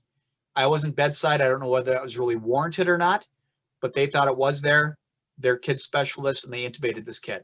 They can spend time in ICUs, a very small percentage of them, from simply edibles that are reported as THC. All right. This is a case report that we took at our center. 22-month-old child had maybe got into some ringworm medication. Hi, Kirk at the Poison Center. How are you? My 22-month-old kid just got into some ringworm medication. Oh, what is it? Clotrimazole. Oh, not a big deal. You know, give them something to eat or drink. They might puke once or twice. If they puke more than that, give us a call back. But it doesn't cause any serious problems. Not meant to be ingested. They're going to be fine. Oh, but he looks high. He's staggering around and he's biting and chewing at other kids. My next question is that normal for your child? No, it's not. So because things weren't matching, I'm on the phone. I'm not on the scene. I'm not in an ER. I'm not on my EMS role. Because things aren't matching, I sent them in. I said, I'd recommend that you bring your child in, ma'am. Something doesn't seem right. They brought the kid in and ding, ding. They found out that the kid got into the THC edibles and caused him to become aggressive, assuming it was THC in the edibles.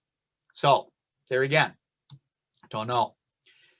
I'm not going to spend a lot of time on this, but these are the limited studies that have been done that shows the consequences of marijuana use chronically. It can lower your IQ 8 points. So if you're not the brightest bulb in the first place, but not under that thing, you smoke it chronically, you could become a person who's in the developmental disability column.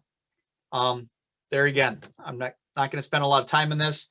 When you guys assuming get the PowerPoint, you can look at these closer. And down there is where I got that fact from. This is from the Lancet of Psychiatry. The Lancet is one of the most prestigious medical journals in the world. This basically says that people are developing at a higher rate psychiatric disorders. If you're a daily cannabis user, 2 to 3 times higher than people who don't use. And if it's high potency, 1 to 6 times higher than other people. And also they found, and there again, this is one of the most prestigious evidence-based medical journals in the world, said starting to use cannabis by age 15 modestly increased the odds for psychiatric disorder. We don't know whether that uncovers pre-existing or genetically existing disorders or whether it actually causes it. We don't know yet because it hasn't been well studied. But those are some of the other things too. I want to educate both sides of the coin. If you want to find out what the impact is, Colorado, one of the first places that recreationalized marijuana, look at this study. Take a minute, take a screenshot of this, take a picture of this. You can look it up on your own. I'm not going to spend a lot of time in the next slides, but it will summarize everything that I have in here. These are the negative effects. These are not made up. These are statistics that are mandated to be reported to the state so they can put out this report every year about the impact that legalized marijuana has on their state. Traffic fatalities through the roof. There again, I'm not going to spend a lot of time. I don't read my slides generally. There, marijuana use in pediatric patients, which is what we're talking about, 12 and older, increased 30% and is 76% higher than the national average and ranks 3rd in the nation. We just discussed reasons why at this point we can say that that might not be a good thing to chronically use it. Public health, marijuana only exposures quadrupled. These are all in the sections too. Black market, they thought it was going to go ahead and get rid of the black market. Nope, it hasn't. As a matter of fact, they thought they'd be able to reduce law enforcement crimes associated with just regular marijuana. It's not. It's actually increased, and their law enforcement has seen an increase in their hours as a direct result of marijuana-related types of crimes. This here, everybody thinks that the whole Denver area basically has recreational marijuana. Only the ones in the light green are the ones that actually allow you to cultivate and have recreational centers of marijuana. All the other colors, 67% of the local jurisdictions in Colorado have banned medical and recreational marijuana or have rescinded recreational marijuana within their counties because of the adverse effects it has had from all those other sections that I just noted. There again, I'm not jumping one side or the other. These are facts that are reported. I just think that when people vote on these things, they need to be informed of both sides. And these are things that I would not honestly have thought of myself. So anyway, you can review that. We talked about CBD. There again, probably pretty benign. We're reaching the end here. I'm going to kind of breeze through this. Plants and mushrooms, call us. There are very few plants that cause serious illness or death. Lily of the Valley, if you look online, say kids will die from it. They actually have to eat a fair amount of it. These are deadly nightshade if they're red, and they happen to be the nightshade that's endemic to our area. They're not toxic if they're red. They have GI effects if you eat the green ones. Mushrooms, I'll say this about mushrooms, they can be dangerous. All mushrooms are edible, sometimes only once. Call the poison center if your kid eats a mushroom. Do not throw the mushroom away. Take a picture of it. At our poison center, we have you take a picture. We have you send it to an encrypted email. We look at it. We determine whether we rule out the one that's really bad, which is this next one, the one on the right. If your kid eats that, they're probably going to die of liver failure and need a new liver. Luckily, they're not super plentiful. These are more. The one on the left can kill you. We also deal with rattlesnakes. And so we actually just managed a 4-year-old not too long ago in South Dakota. I've been published on rattlesnakes extensively, especially prairie rattlers. Let me tell you, there are prairie rattlers in South Dakota right now that have lost the ability to rattle. They will not warn you. We don't know why. I have video of this. We call them curlicue tails, whether you want to call it evolution, whether you want to call it whatever, that they're deformed. We are finding multiple prairie rattlesnakes in South Dakota, which means they're probably in North Dakota too, in the southwestern corner, that do not rattle anymore. And in these videos where there's 40 of them and approximately a third of them have the rattleless. They still have the rattles there. They just don't make the noise because they're kind of disabled.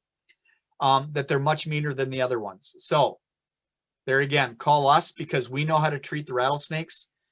Sometimes your local ERs may not, they're good at it in most cases, especially like places that have them, but places that don't, if their pets or they've escaped, call us. All right, here are the takeaways. And I realize that's a lot of information.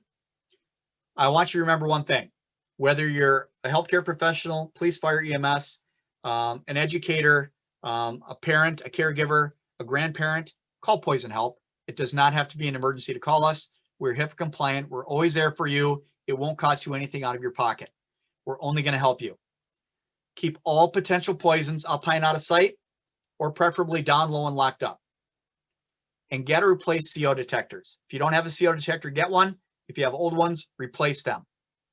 And other than that, there's a recommended reading. I always like to read books and listen to audiobooks. That's a great one, Dreamland. And with that, I will go ahead and be done. Here's more training opportunity for you. 2 free NREMT individual CCR that you can get by logging on to training.mn.poison.org.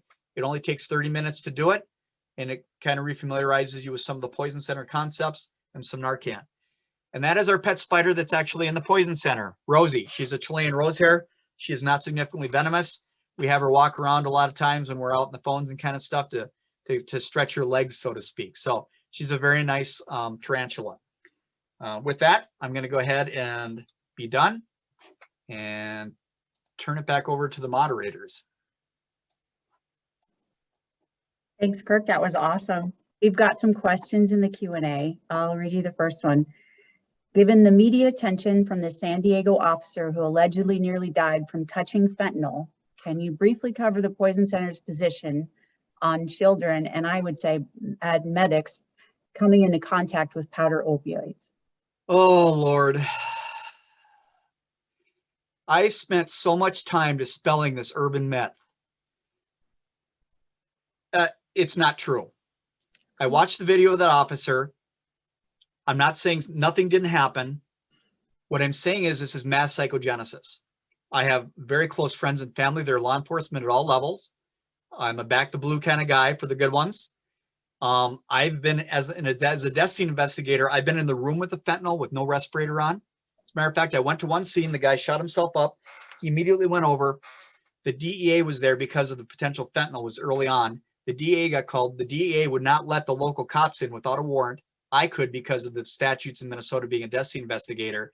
And he had his full zipped up suit on, respirator, all kitted up. And it was about 100 degrees that day. And he goes, be careful, that pile over there of the white stuff is fentanyl.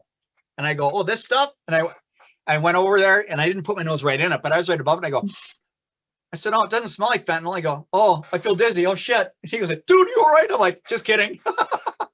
Sorry, I know that's unethical. I almost lost my job. My boss wasn't happy with me. No, I'm not going to say always be as cautious as you can, wear as much PPE as you want. This is not a usual event. What you saw there is mass psychogenesis. And that's basically you go into something, you know that there's something that's been told that can hurt you and can, if you actually like sniff it. If you put it, depending how potent it was, if you put your finger in it and licked it, which would be stupid, there's a potential for that to happen. But the way that it happened with him, no. That is very, very, very, very not a usual thing that will happen. And I was so disappointed to see that come make the rounds. I was just like, oh no, I got to go teach everybody again. So no, that's not a usual thing. No. Can it happen? I'll never say never. But if you looked at him, he didn't have respiratory distress that I could see with his chest moving and stuff. So yeah, don't be scared of it. I mean, respect it. Police, fire, and EMS, we use our PPE. With the PPE that's available to us, especially with COVID, with the mask, which might help and probably isn't necessary, and the gloves that we have, and using just common sense, you're going to be fine. You're going to go home.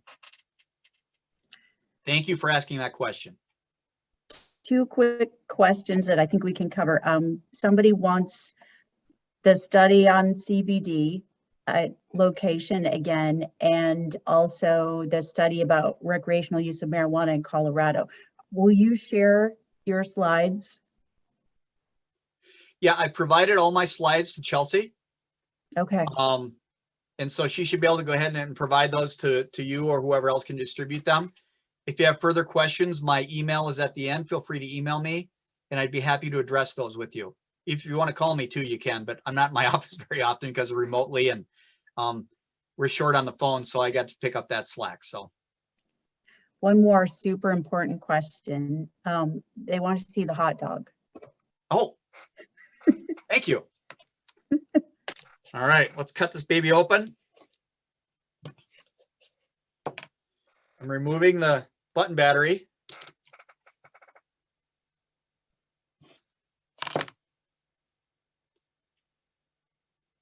That's what it did to that hot dog in just under 2 hours. So I think you can see that pretty well. But yeah, these things can be nasty. And I wish we would take time to go ahead and educate people about that as opposed to the fentanyl stuff, which there again seems really important. But yeah, that's it. This is a very powerful visual that's easy for anybody to go ahead to teach poison prevention. Just show them that. Takes 2 seconds, costs nothing. You can get these things at the dollar store for a buck for 2 of them for the 2032s. Thanks so much for having me. I hope this was beneficial for you all. There again, I'm happy to stick around and answer any questions you guys might have. There's still a few minutes left, so if anybody has questions, I'm happy to answer them. We're very thankful to you. And again, we really appreciate your time. We really appreciate you coming and teaching everybody. And technology's, technology. And as usual, we have a couple of hiccups here and there, but we very much appreciate having you with us. I do want to say to all of our folks who are watching, we have another pediatric symposium scheduled. It's October 19th and it's on burns, and it will be presented by a gal from the University of Iowa Burn Center, and they grow skin there. It's super cool. I think you guys will probably like it. We'll come out with a flyer in a few weeks and send it out.